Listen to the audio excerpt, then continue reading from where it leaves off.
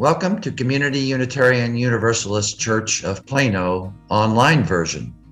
My name is Steve Mason, and I am your worship associate for today. It's quite likely that you came here today maybe for different reasons, some to find community or to seek your spiritual and personal truths, maybe to question or to nurture your heart and your soul. As you can bring your whole self, your full identity, and your questioning mind. As we affirm and promote 7 principles, which we hold as strong values and guides. When we live out these principles within a tradition of wisdom and spirituality, drawn from sources as diverse as science, poetry, scripture, and our own personal experiences. Later in today's service, Pastor Kris Cervantes will give us some food for thought as she shares a sermon titled, Keeping the Faith, Renewing Our Deep Covenants. Again, welcome, sit back and relax. Thank you again for joining us.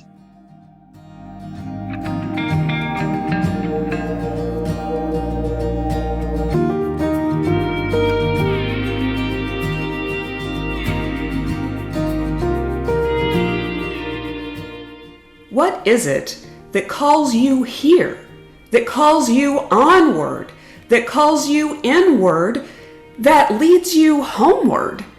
What is it that gives you the power to make that change, to ask that question, to make that journey?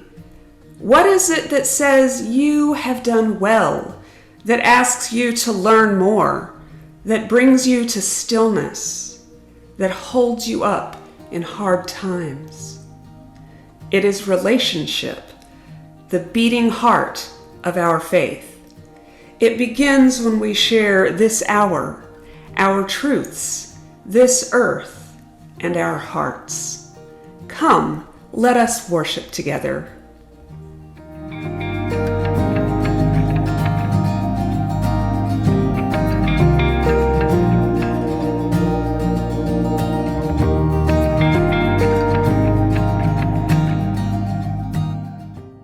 Welcome, hearts that are open and hearts that may be closed by trials or sorrows, loss and misgivings. Come, seekers searching for answers or for respite, or a place to unleash your own joy. Here, all are welcome.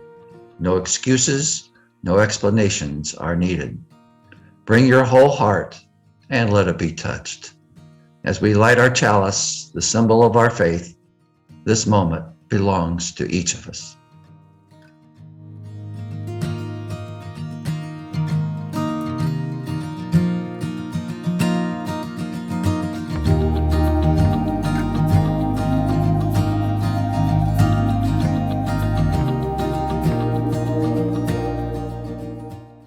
Unitarian Universalism is a religion characterized by a free and responsible search for truth and for meaning.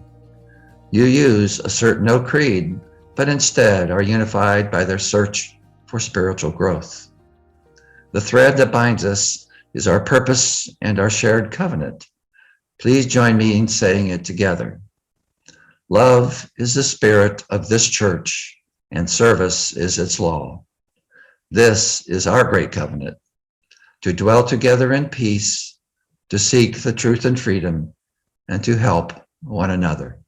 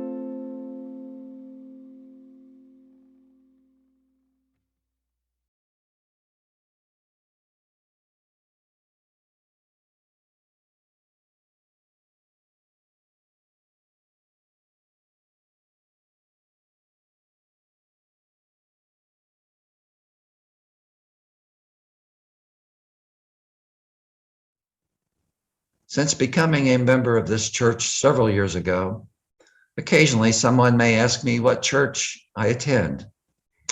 And when I respond that it's a Unitarian Universalist church, some seem to know very little about what UU's practice. Perhaps you've had a similar question asked. In the future, if I'm asked to explain a UU's belief system, I might just share this reading. It's written by Sophia Lyon Foz, titled, "It Matters What We Believe." Or I might also call it How UUs Believe. It goes like this. Some beliefs are like walled gardens. They encourage exclusiveness and the feeling of being especially privileged, while other beliefs are expansive and lead the way into wider and deeper sympathies. Some beliefs are like shadows, clouding children's days with fears of unknown calamities. And other beliefs are like sunshine, blessing children with the warmth of happiness. And some beliefs are divisive, separating the saved from the unsaved, friends from enemies. And other beliefs are bonds in a world community where sincere differences beautify the overall pattern. Some beliefs are like blinders, shutting off the power to choose one's own direction. Other beliefs are like gateways, opening wide vistas for exploration. Some beliefs weaken a person's selfhood. They blight the growth of resourcefulness, while other beliefs nurture the self-confidence and enrich the feeling of personal growth. Some beliefs are rigid, like the body of death, impotent in a changing world. Yet other beliefs are pliable, like the young sapling, ever growing with the upward thrust of life. Food for thought.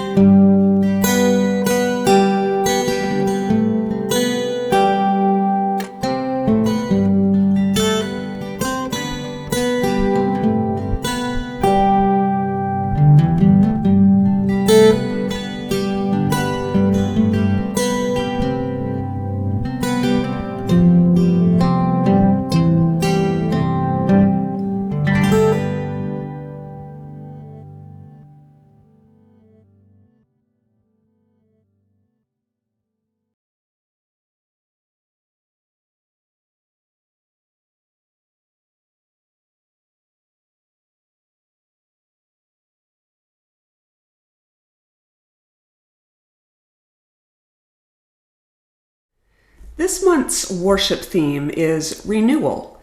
After some thought and conversation with colleagues and some writers that I love, I decided that I would speak this month about the renewal of our covenants, our promises to one another. Last week we discussed how to rescue ourselves from moral outrage, a renewal of our covenants not only to the world and the inherent worth and dignity with which we treat others, but also a covenant with ourselves. We cannot be thriving, integrated, whole and healthy human beings unless we apply those same standards of care and love to ourselves, and unless we are able to allow ourselves to be happy even in troubled times. This week's reflection, Renewing Our Deep Covenants, refers to the renewal of our relationship and our promises to the earth and to the interdependent web of all existence. To resurrect our covenant with the planet is to acknowledge that we all indeed live and die within Earth's complex and wondrous entanglements. So what happens when a post-colonial, agnostic, panentheistic, Unitarian Universalist minister contemplates theology, ecology, and history? Well, she tells creation stories, of course. Genesis chapter 2, verses 4b through 23. In the day that the Holy One made the earth and the heavens, when no plant of the field was yet in the earth, and no herb of the field had yet sprung up, for the Creator God had not caused it to rain upon the earth, and there was no one to till the ground, but a stream would rise from the earth and water the whole face of the ground. Then the Spirit of life formed a creature from the dust of the ground, and breathed into its nostrils the breath of life. And the creature became a living being. And the Creator God planted a garden in Eden in the east, and there she put the earth creature whom she had formed. Out of the ground the one who births made to grow every tree that is pleasant to the sight and good for food, the tree of life also in the midst of the garden, and the tree of the knowledge of good and evil. The Holy One took the earth creature and put the earth creature in the Garden of Eden to till it and keep it. Creation myths are just the best, aren't they? They are straight up weird, and the Abrahamic creation story is no exception. The first thing to know, this is creation myth number 2 in the Hebrew Bible. In Genesis 1, God creates the heavens and the earth, then separates the water from the sky, then lifts up the dry land out of the waters, and finally adds plants, fish, birds, then cattle and creepy crawlies. And finally, God creates Ish and Isha, man and woman, out of the same stuff. God sees creation and calls it very good. These two creation myths, the one we just heard and the one I read earlier, reflect the many additions, edits, and compromises that are found in ancient texts such as the Hebrew Bible and the New Testament. The second Genesis story was written first, reflecting a more complex and populous pantheon of gods and a less developed or centralized hierarchy of power. That creation myth of Genesis 1, and on the first day God created, that was likely written some 500 years later and added to the first book of the Torah as a sweeping opening curtain onto the greatest, only, show on earth. So let's get to that second story again, the one we read. Barely skipping a beat after managing creation over 7 very tidy days, we are launched into this second creation myth, which turns the story upside down. First of all, it all takes place in what seems to be 1 day or so. Secondly, God creates not a man, the Hebrew Ish, but an earth creature, Adam, out of dirt, Adamach. It's a play on words, my friends. It's poetry. The spirit of life, feminine gender, forms the earthling from dust and breathes into its nose to give it life. Infant CPR. But beneath the satisfying poetry of Adam ben Adamach, earth, son of earth, lies a deeper story, a buried seed, the pit and pith of the matter. Because after God animates our earth creature, our earthling, God goes on to fashion every animal of the field and every bird of the air out of that same earth, the malleable and pregnant soil of a world new bursting with creation. For the ancient tribes of Israel, there was no difference in essence between human and animal. All were formed of the same dirt. All received the breath of life from God's lips. This sameness, this connection, was also true of the holy and the profane. Few ancient cultures divided the world into sacred and secular in the ways we do.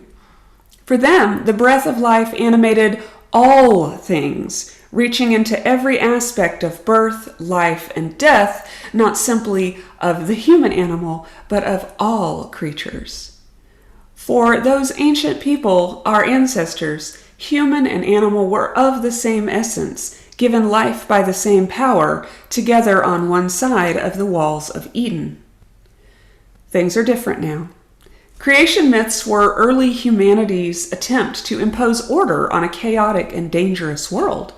Eking out a living in one of the most hostile agricultural landscapes imaginable, the ancient cultures of the Levant saw paradise as a wilderness garden, watered not by the fickle rains upon which the Israelites depended, but by streams that rose from the face of the ground. They saw an earth which craved care and returned bounty for kindness, nourishment for nurture, beauty for the admiring gaze.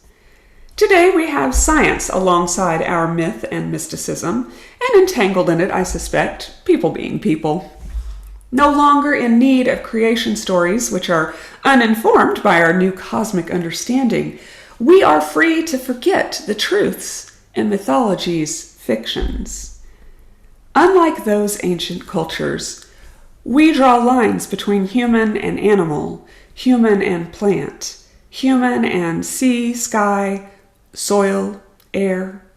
It's not a new thing. In a world unequivocally ruled by humans and their material desires, the borders we once drew in tentative ink, suggesting unreliable boundaries between in here and out there, those borders have grown monstrous thick. They tower, unbroachable walls between our personal ease of living and the flourishing of the whole planet. The first creation myth, Genesis 1, on the first day, on the second day, this sets up the human-non-human relationship in this way. God said, "Let them have dominion over the fish of the sea, and over the birds of the air, and over the cattle, and over all the wild animals of the earth, and over every creeping thing that creeps upon the earth." Well, dominion. We have it now, I suppose. Side note, did God say dominion? A better translation might be stewardship, as a steward cares for the land upon which they live. But biblical translations written by those in power tend to use power words, and so here we are with dominion stuck in our scriptures and our cultures. In the second creation story, the myth we are talking about, the relationship between the life of humanity and the life of the earth is framed differently. The Holy One took the earth creature and put the earth creature in the Garden of Eden to till it and keep it. To till it and keep it. It's very different from to have dominion over it. That's the New Revised Standard Version's translation of the Hebrew words avad and shamar, words that might best be translated as to serve and to keep. This phrase, then, is not about agricultural pursuits, or at least not only about agricultural pursuits. In this second creation story, the earliest, we experience a different humanity, one crafted of the same dirt from whence spring the plants and animals, an earthling created to nurture and serve the earth herself. Well, Daddy, won't you take me back to Muhlenberg County? Seems like we may have focused on the wrong creation story when it comes to that whole avad and shamar thing. We've certainly served ourselves well, but I'm not sure about the rest of our kin. And we've kept the earth, certainly. We've kept it for ourselves. We've taken it and used it again and again, getting better and more efficient at this taking and keeping every year. When will we recognize that the earth we strip away in the valleys is our own flesh? When will we see that the rotting bones of seabirds choked by garbage are our own bones, stick thin and splintering beneath the weight of all that we've taken and thrown away? We are not only Ish and Isha, man and woman. We are Adam bin Adamach. We are earthlings. And baby, we have got to get ourselves back to the garden. A grim truth I've heard and repeated sometimes tells us, even if humans die, the earth will live on. And that's true, and it's a weird kind of comfort to recognize that truth. Death is as inevitable for species as for individuals, and perhaps our time is going to be up shortly. By which I mean in the next few centuries or millennia. But another truth is, I don't want humanity to die, not yet anyway. For one thing, there are no guarantees that curious, outward-looking intelligence will arise if we go extinct. Entropy is powerful, and early life simmered in the seas of our planet for something like 2 billion years before it progressed from primordial soup to simple eukaryotes. It was another billion years to get to the first sexually reproducing organisms. Secondly, I like humans. You might even say, I love them. There is something special about the human capacity for intelligence, emotion, consciousness, joy, storytelling, community building. There's something singular about us, just as there is about the other creatures on the earth. I don't think we're the pinnacle of creation or anything, but we are a pretty cool result of evolution. It would be nice if we outlived our own biological drives toward fear and greed to see what we might evolve into next. Beyond even that, I'm a human, and so are most of the people I love, and I don't want us to die. So, how do we do that? How do we not die? How do we help other species to not die? How do we live in and among the air, water, soil, and sky without destroying them? Well, avad and shamar, to serve and to keep. As stewards of the earth, we have taken her gifts for millennia, using them, her, ourselves, for our own gain. We've done this for survival, and as earth creatures all, we have the same right to survive as any other species. But our survival has tipped from life to death. Human flourishing has come to mean the extinction of the other, the birds of the air, the fish of the seas, the animals that creep upon the earth. We have heard only the call to keep and not the call to serve. So how do we serve? And even more importantly, in the face of overwhelming human hostile climate change, why do we still serve? We mostly know the hows, even if they feel like whistling past the graveyard. We vote, we read, we share good information, we recycle, we use renewable energies. But if it all does feel pointless and thin and unhelpful, why? Why must we continue to serve the earth? Last month we spoke about hope and what it means when hope slips away. Must it always mean despair? Perhaps when we lose hope, it makes space for different hopes to arise, new ones. Hopes that are aligned with the actuality of the complex planet and situation upon which and in which we live, and the consequences of our human actions upon its systems. Many of us have struggled in the last few years with the growing knowledge that our individual responses to climate destruction are very, very small in the face of a very, very large problem. Even as I refuse a straw in my drink and xeriscape my yard and put out the recycling bins every week, I feel foolish, I feel helpless, I feel frustrated. I've wondered in my worst moments, what's the point? Why bother at this point? As usual, it took connections with other humans and with the earth herself, its wisdom, its compassion, to help me find an answer. Are you ready for it? We care about the earth, and we continue to work for its health and its salvation because it's right. It's the right thing to do, the thoughtful, just, compassionate, loving, responsible thing to do. We bother because we can hardly help ourselves. And you know what else? We care about the earth because we are the earth. We are all earthlings, Adam bin Adamach. Everything we think is special about us is from the earth. We didn't do it on our own. We did it because of who we are, where we live, and the earth that has created us. There is no us and it. There's only we on and of the earth, all of us. We carry on the work because in the end, we owe it to the earth. To be a human is to be bothered, bewitched, and bewildered by the struggles of the world. To be a Unitarian Universalist is to be called to carry on the work of compassion nevertheless. Love gives us strength and reason to do the work, and real love stays accountable. Unitarian Universalists choose covenant. We are not bound by a single belief, dogma, or creed. We choose instead to be bound by promises, by covenants that we enter into freely.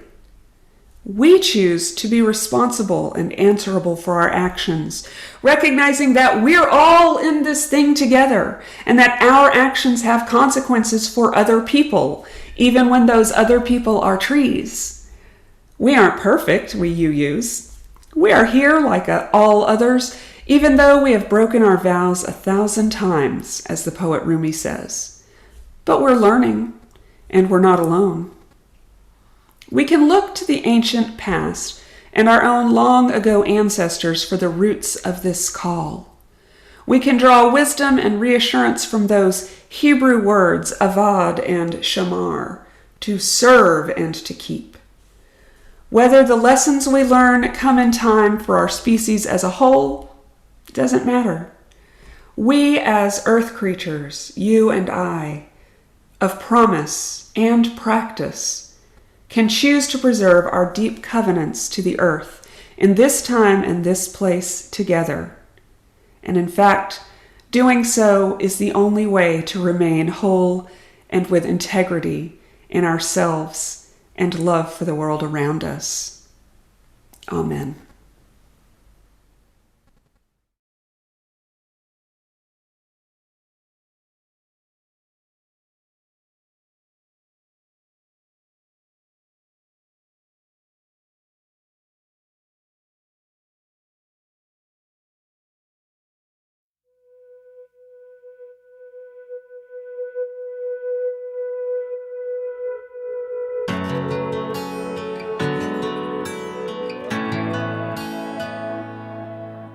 This is an open letter from you and me together. Tomorrow's in our hands now. Find the words that matter, say them out loud. I make it better somehow.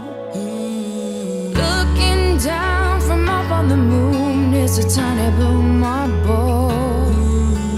Who'd have thought the ground we stand on Could be so fragile. This is a love song to the earth. You're no ordinary world, A diamond in the universe.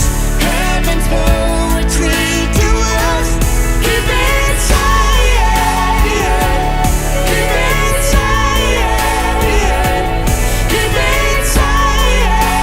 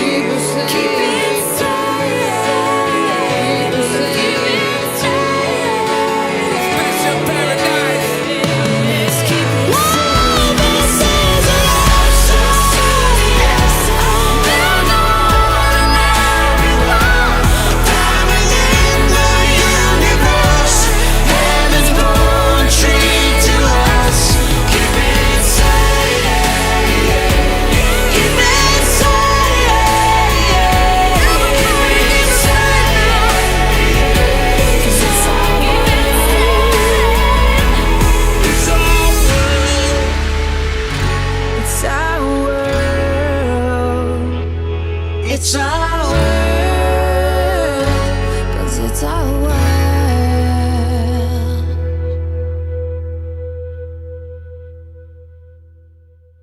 Please keep it safe. it's our world, It's our world. it's our world. 'Cause it's our world.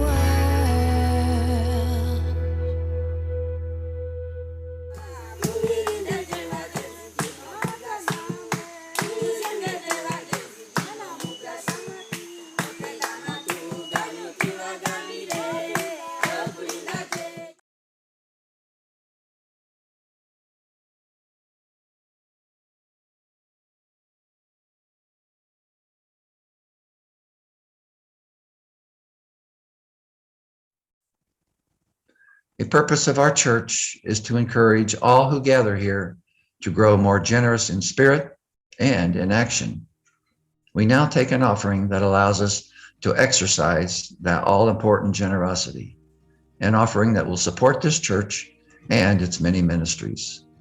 At this time, I invite you to freely give to our church, and you can do so by mailing your check directly to our physical address or by going to our website, communityuuchurch.org, and clicking the Donate Now button. Thank you so very much.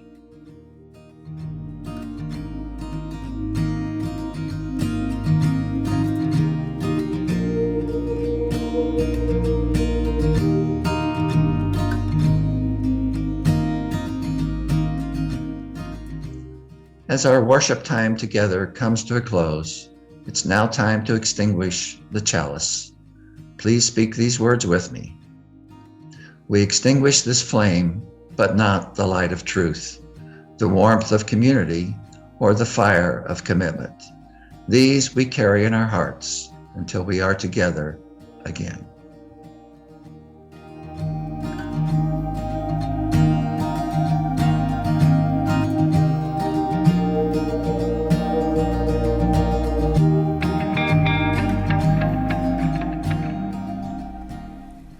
Our eyes and minds now turn toward the ordinary. Leaving this space made sacred by our presence, take with you at least some seed of understanding, hope, and courage, and drop it into the confusion of the world. Nourish the seed so that it might grow as a tree of life, giving shelter and shade to the weary and hope to the despairing. Be yourself a branch of the tree of life. Amen. Go in peace.